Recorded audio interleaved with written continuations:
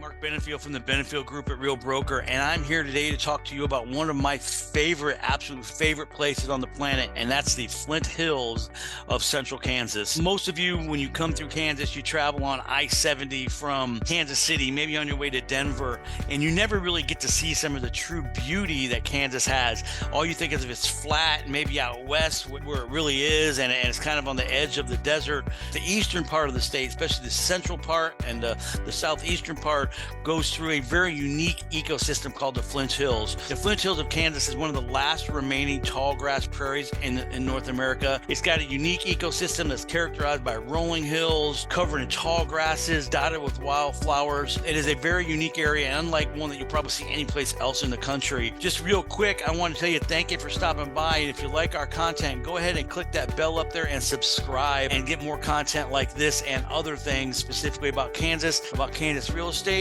and maybe even some videos about ultra running and some of the other opportunities here in our state. The Flint Hills is a major cattle ranching region. It's home to some of the largest cattle ranches in the United States. The tall grasses provide ideal grazing conditions for cattle, and cattle are sent here to what they call finish from all over the United States. The ranches in this region produce some of the highest quality beef in the world, and as you move through the Flint Hills, you'll see some of those major cattle operations. But this is a vast area with hundreds and hundreds of thousands of acres. And so you may just see a few cattle, but recognize that this is a huge area. And some of the very best beef that you'll ever have come from right here in the state. The Flint Hills ecosystem is rich in Native American history. The Flint Hills region has, like I said, a rich history of Native American culture and heritage. Kaw, the Osage, the Wichita tribes all have historical connections to this area. And as you move through the Flint Hills and see some of those vast vistas, see a few of the cattle, you can just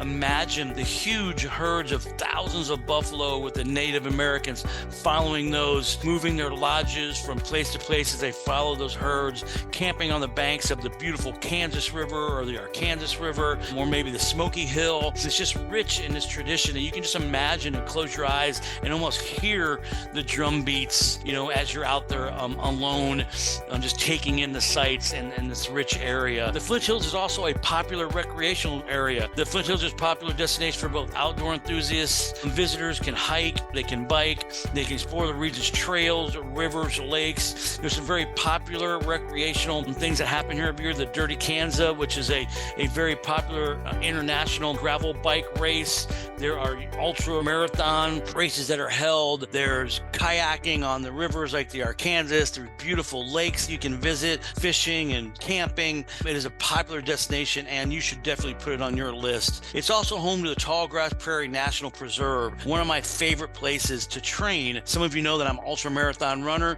and it's one of the few places I can actually find significant hills, significant elevation to train on.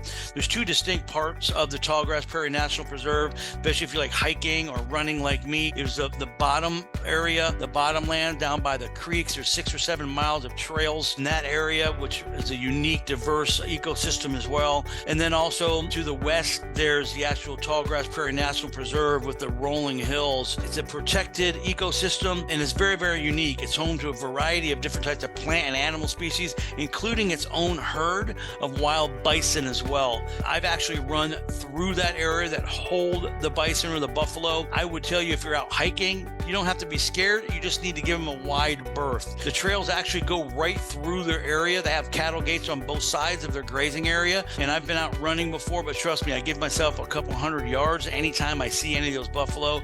It is a beautiful sight, though, to come over a hill, to look down in the valley and to see dozens and dozens and dozens of native species there. And keep your eye out for the endangered greater prairie chicken, which is a Kansas state bird. I implore you, if you travel through Kansas, take some time, get off the beaten path, stop in Cottonwood Falls and see the waterfalls.